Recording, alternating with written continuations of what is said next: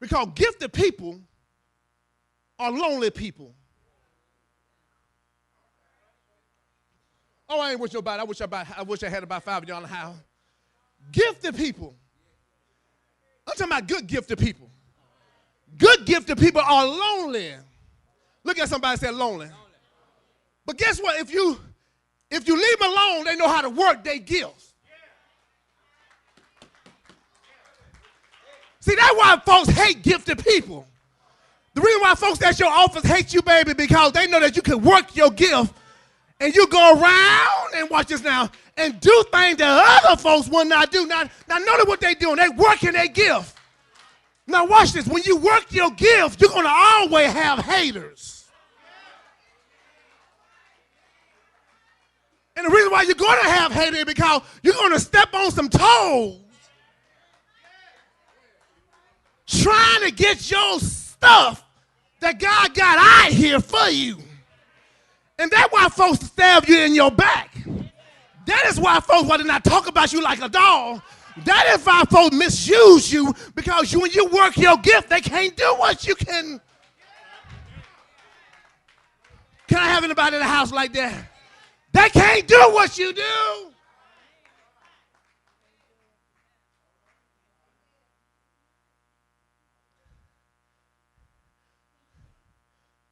But they working the gift. Look at somebody say they working the gift. How have you worked your gift? Can I say this again? Let me say it because everybody just sitting here looking. I'm taking my coat off. I feel hot. Yeah. Watch it. How have you worked your gift? Can I teach you a little bit?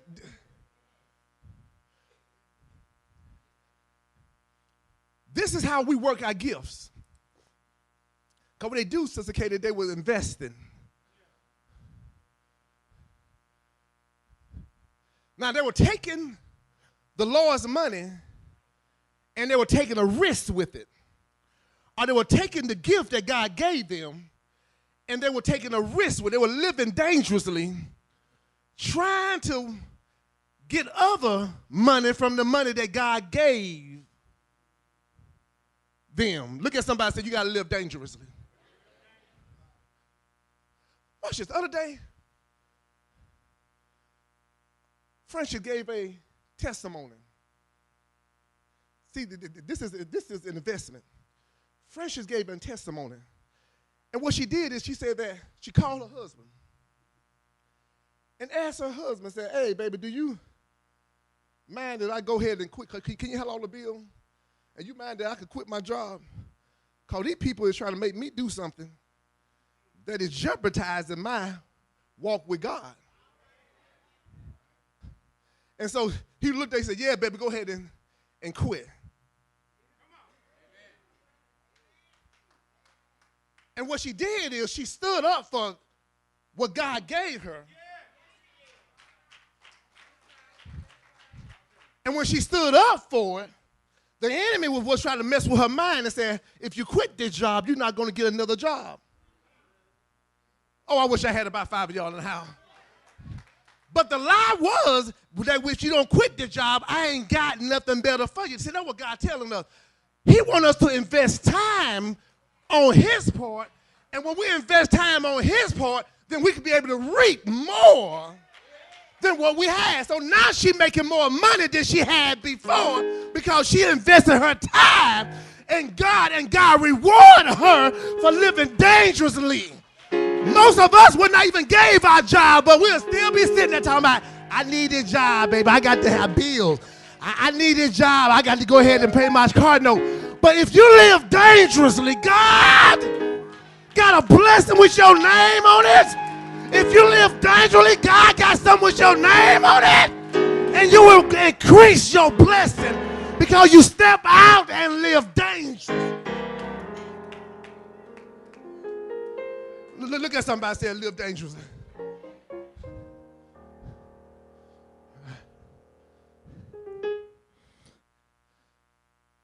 I'm trying to teach this thing like I feel it, but y'all sit here looking at me like I am. It's like y'all get something out of this. So now watch this. When they came back,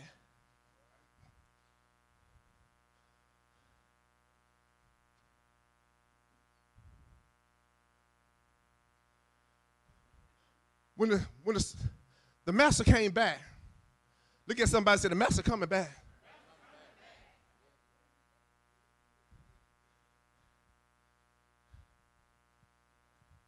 I'm the master. Look at somebody and say, he the master. He came back.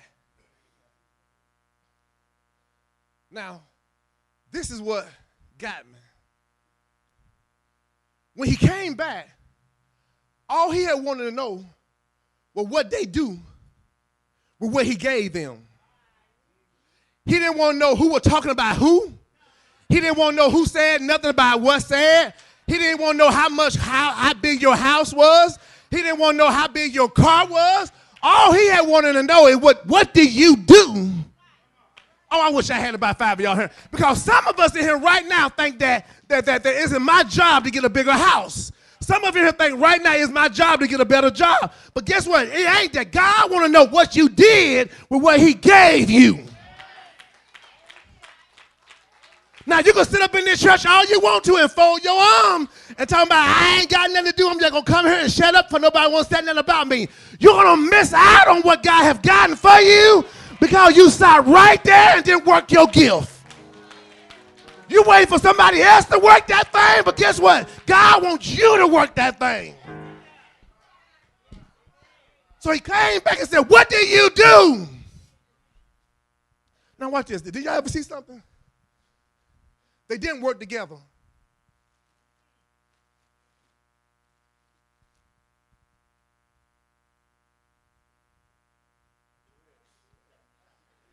Ain't that something? Can I say that again? See, most times what we do is we want to get somebody to partner with us. You take that side. I take. And we. Ain't that something? Folks will wait till you come up with the idea and they want to come up there and help you work it. Oh, I wish I had about 5 of y'all in the house to understand that. You can't be sitting there depending on me to come up with something. God gave you something to come up with. And you better go ahead and do what God told you to do and not stop looking at me.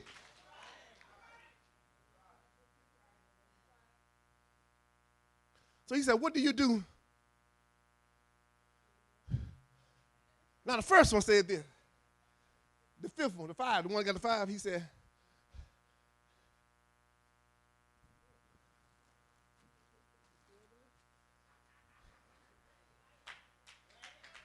oh, y'all missed it. Pat, it wasn't his stuff. It was my stuff. The earth is the Lord and the fullness thereof. You came here with nothing and you're going to leave with nothing. What did you do with God's stuff when he said, I got 5. Ooh, can I say that again?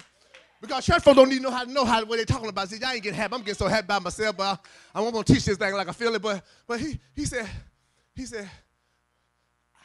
I got 5 for you.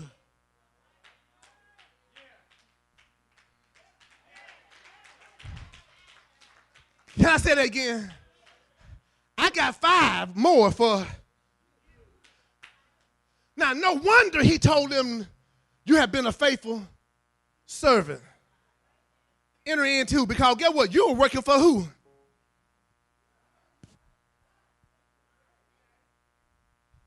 We have a Bible study. Y'all can talk back to me. Y'all can talk back. Look at somebody, so you can talk back to him. Who was he working to? Now watch it. This is why God gets so excited. And the reason why God gets so excited is this. If you give me more back than I gave,